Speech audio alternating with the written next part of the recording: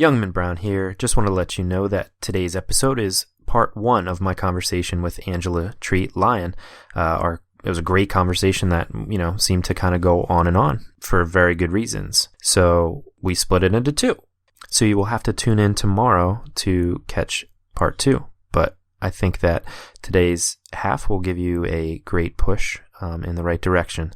That being said, let's go. Your Creative Push, Episode 8. Everything that we make becomes our footprints. It becomes our tracks in this world.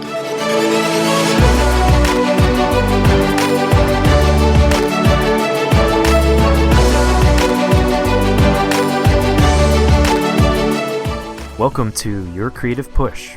This is the podcast that pushes you to pursue your creative passions. I'm your host, Youngman Brown, and my guest today is Angela Treat Lyon. Angela is a prolific sculptor, painter, and writer who lives and works in Hawaii.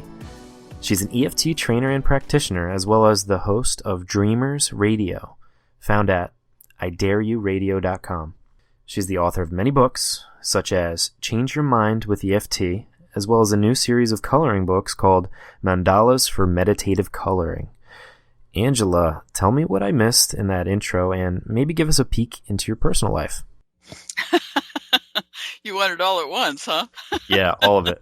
Well, first, thank you for having me on your show. I really appreciate it. It's going to be fun. Well, thank you for coming on. I don't think you missed anything in the intro other than, when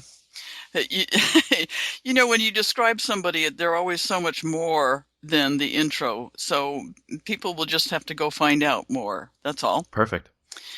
And a glimpse into my personal life. What would you like to know? Take us back to the beginning. The beginning? Well, no, tell us about Hawaii, first of all. Well, it's everything you thought it was. Plus, it's very expensive. But, it's really worth it. Every time I go away from here, every day I go, I want to go back home. And we want to come to your home. Yeah, there's something about the air here. It's just, the first time I ever came here in the mid-'60s, I got off the plane and my first thought was, I'm home. That feeling inside your heart that just goes, I'm home, It's just a sweet place to be. And I'm always amazed by people who come here and go, God, I hate it here. It's too humid or too hot, or I hate the sand, or it's like, okay, go home, leave more room for us. Exactly. Yeah, my parents just got back from there, and I'm so jealous. And especially, it's 30 degrees in Maryland right now. So, sorry, I forgot my jacket last night, so I was thinking of you. Well, we get chilly at 80 degrees here. I had on my flannel shirt last night and it was 79 degrees. Oh my gosh. Must be nice. Angela, I was wondering if you could maybe take us back to one of your first creative moments and tell us that story. Well, let me see.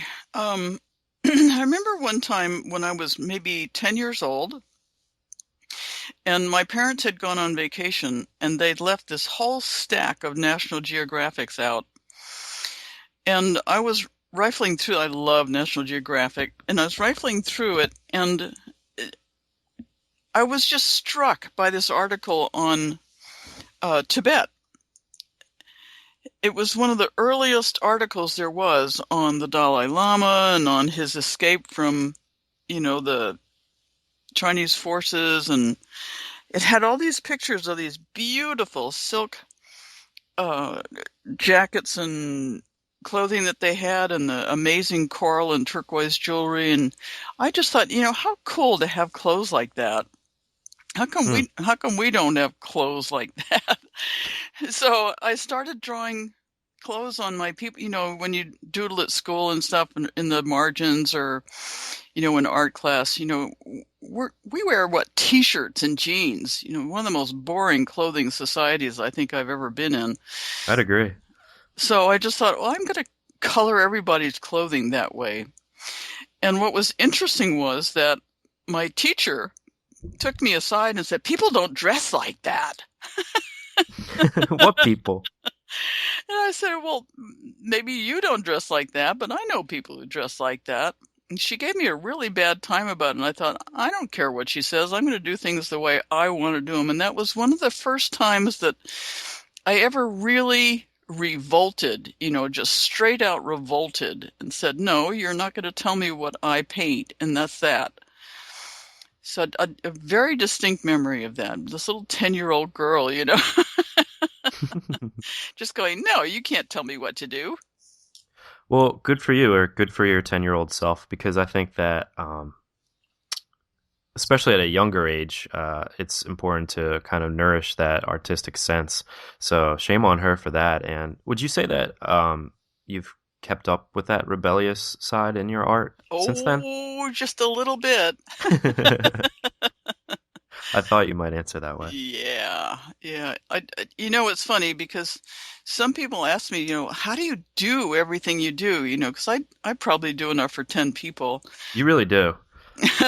But I just look at them and go, how come you don't? What is it that stops you from answering your calling, whatever it is, whether it's writing or speaking or painting or whatever, what holds you back? Do you ever get an answer? Well, most of the times it's, well, I have a job. Right. That's my excuse. Yeah, and to me that's a really dangerous excuse, and I'll tell you why. I've had probably more brushes with death than anybody I know, and it's not through any fault of my own, just illnesses and a couple of car accidents and just surprise events. And one in particular really struck me. I was sailing across from Hawaii to California one year. This is like in 1984. And the mainsail blew out in a storm. And I had to climb up the mast to unstick the jib, which is the little sail out front. Mm-hmm. And as I was in the bosun's chair, which is like a little sling that they put you on and pull you up the mast. I was with one other person, and he was pulling me up the mast. And as I came back down again after fixing it, the boat skewed, and I went winging way out over the water. And I thought, Jesus, if I didn't have this chair, I'd be SOL. Oh, my God. And I lay in my bunk later on thinking about it. So what would have happened if I hadn't had on my harness? Because I had a harness that went from me to the railing of the boat. If I hadn't had that on, he wouldn't have been able to reel me in. I would have just been dumped right into one of the swells. And it really made me think of, well, okay, would I be happy with myself if I was there floundering the water about to die? Would I be happy with myself and my life? And it's become the defining question of my life. If I'm offered to do something, or if something comes up to do and I say no to it, later on as I'm on my way out of this lifetime, am I going to be happy with myself? Am I going to be pleased that I said no to that opportunity, or am I going to really kick myself for having missed out on it? And I think that people who have what I call real jobs are in a dangerous situation, because they have this 9 to 5 or however situation where their time is sucked up and they come home exhausted. They don't have the energy for their calling. And later on, they're going to go, how come I did that? Was it just for, $500 a week so I could get by? So what do you do about that? You do need to make a living. You do have to have some money. So what I say to that is this. First of all, you ask yourself, what would I be really ticked off that I didn't do before I died? And you make a list of them, because there will be plenty of them, believe me. Mm-hmm. And the next question is, can I have the self-discipline to add a half hour or even an hour or 2 half-hour increments of sitting down and being with my calling per day? Mm-hmm. Because let's say you got up a half hour early and you did some writing, or you sketched, or whatever it is that you do. If you do that every single day for a month, you have added 15 hours of that work to your life, as opposed to 0. Mm-hmm. How would that feel to you? Well, to answer for everyone else, I think that would feel amazing because you've now implemented a significant amount of time with a short amount of time each day. Yeah. And I would also say that's a great, not only are you adding creative time, but you're probably making, especially if you do it like in the beginning of your day, you're probably making the rest of your day that much better because you've accomplished something and your mind is now working creatively and you feel like that you've already checked that creative part of your brain off, Yeah. of your checklist off, I should say. Yeah. Absolutely. And there's a couple of traps that you have to avoid when you're doing that. One is you can't get caught up in it and not go to work. Right, right. And the other one is if you're a night owl like me, Mm-hmm.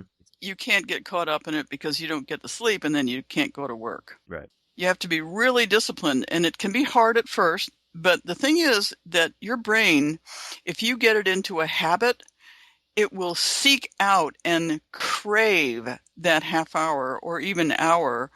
And if you don't do it, you'll start feeling itchy. So it'll take probably a week to get into the habit of, putting aside that half hour or the hour.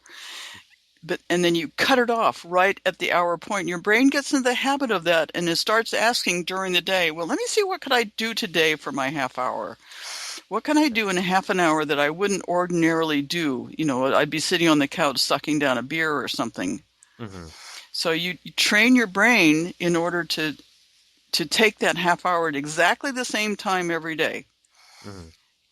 It's just like horses, if you feed a horse at a certain time during the day, that horse will come up to the fence at that time of day, the next day and the next day and the next day. Your brain's the same way.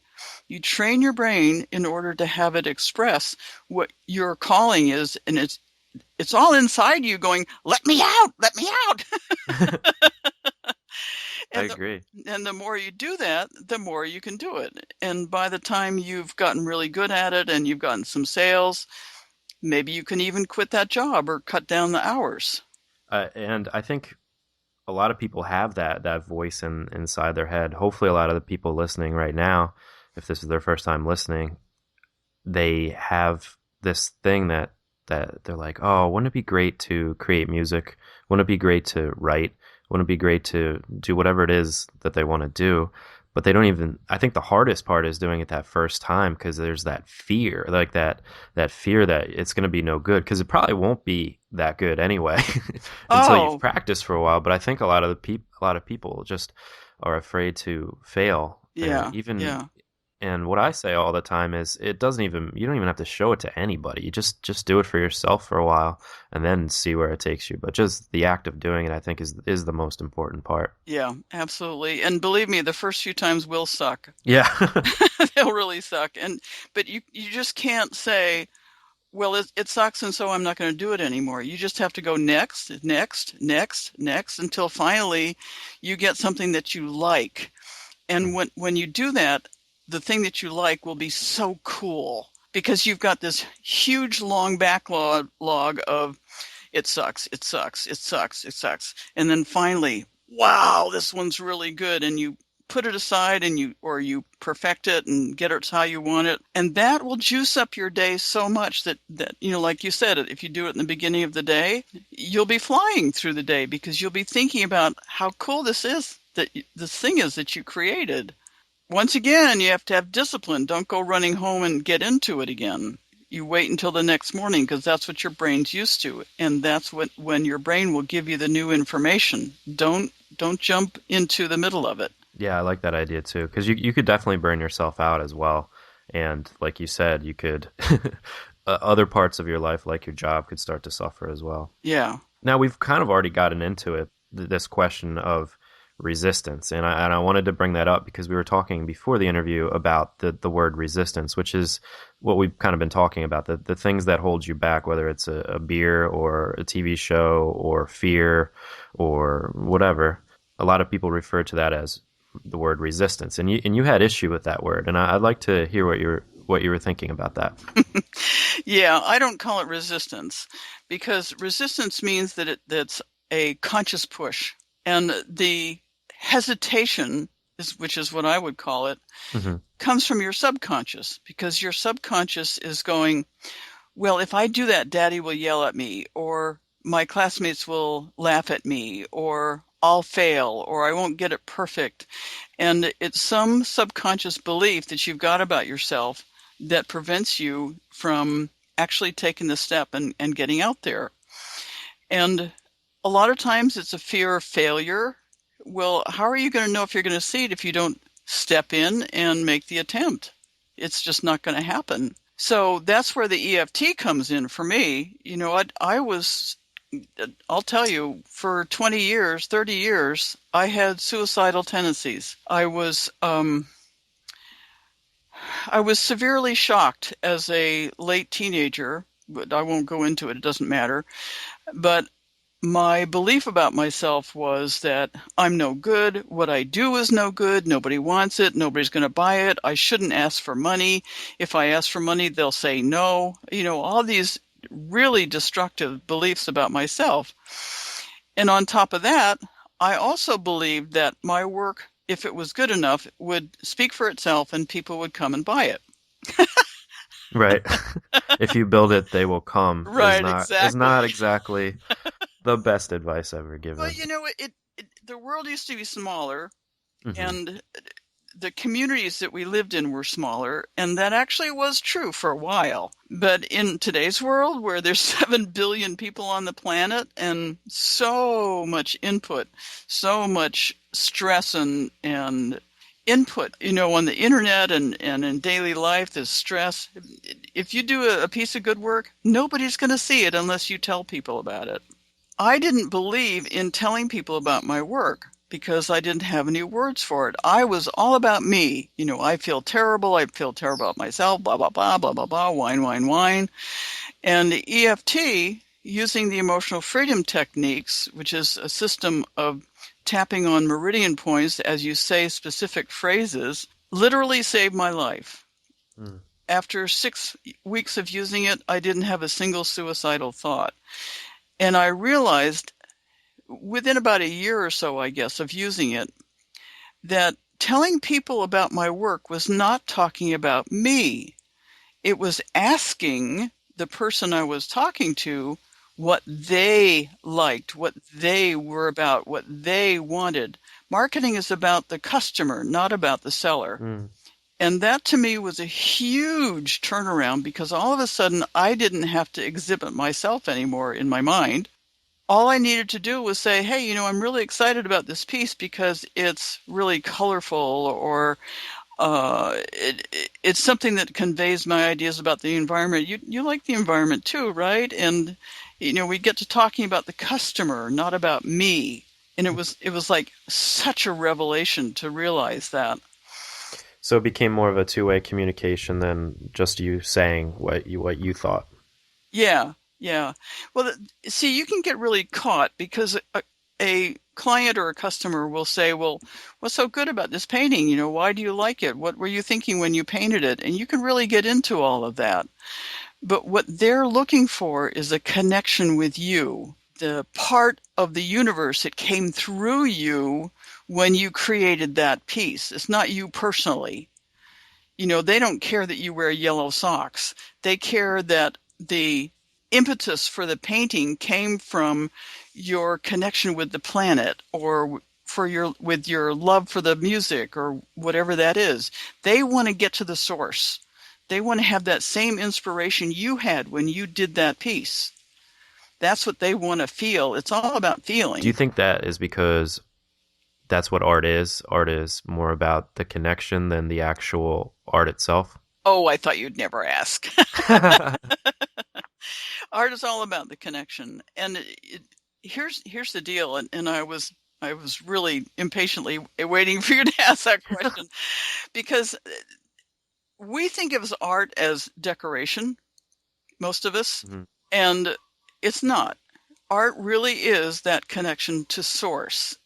And what's really huge about art is that everything that we make becomes our footprints. It becomes our tracks in this world. This is why I retired from coaching and went directly back into my carving, because if you look at history, what is left after civilizations? It isn't music, I'm sorry. Right. It isn't fashion design. It isn't technology. It's art and architecture. Mm-hmm. Now, architecture can be massive and incredible. Have you ever heard of a place called Pumapunku? I have. I mean, look at that work. Yeah. How did they do that? How did they get those incredible straight lines without technology that we don't even know that we couldn't even do that kind of work? Right. So when you look back at places like that and go back, I can never say. Gobekli Tempe. Yeah, thank you. You're welcome. In all those different places, how did they do that? And supposedly people go, well, they must have used bones and stones to carve that. I don't think so. I think that those were civilizations that had just amazing technology, and we don't know anything about it because the cataclysm that took them, wiped out all that stuff. So what really lasts? What lasts is art. It's the tracks of the civilization across the planet. And that's what's important.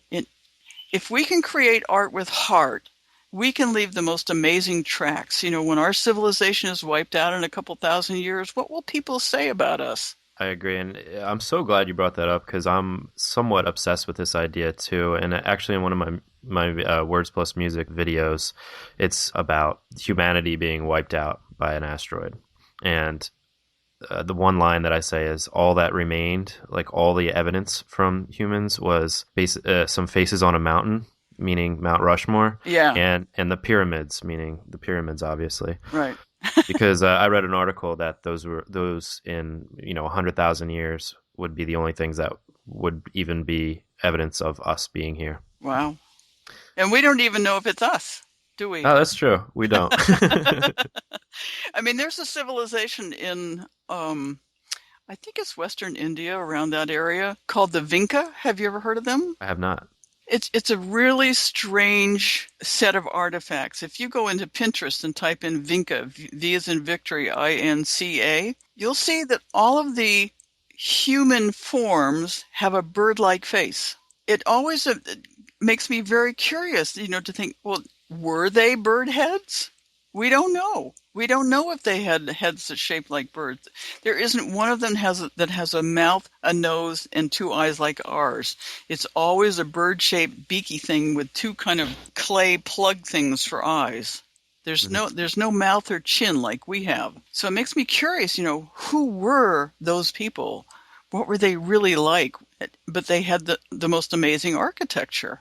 Yeah, it's one of the most fascinating things to think about history. And I wish I could go back in time with a GoPro and yeah. and kind of do my own investigating. But me too. I'd go with you. And I agree with you. That's not to get too far off topic, but that's one of the things I think about with physical books. Not as much with physical books, but just all of our information and almost all of our interaction and all of our creativity, it almost seems, is all digital now. Yeah. So if something bad did happen, you're right, there really wouldn't be too much evidence, too many things that we could show and say, hey, this represents us, except for some statues and stuff like that. But even books wouldn't last that long. It's interesting.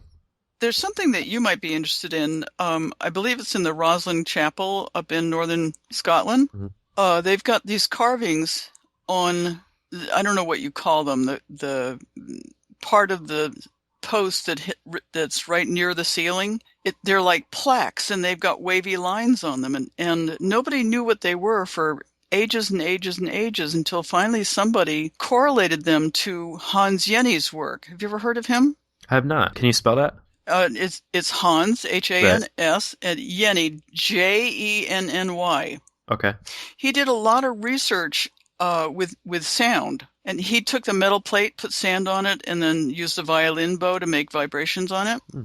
And when he did that, for each note, there was a different configuration in the sand. It's really fast. It's called cynetics, I think, Cynetics. But my point is that there were specific configurations per note.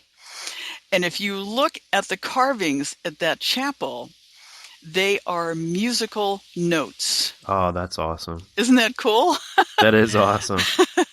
So music does last, but I mean, they were literally carved so you can't hear them, but the vibrational frequency was carved into stone. And I just think that that's so amazing.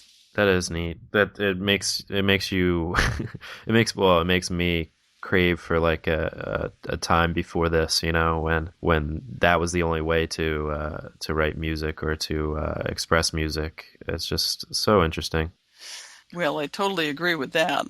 I mean, we have such a fascinating world, and we get so stuck into our daily little lives, Oh, absolutely. But let's get back into what you were calling resistance.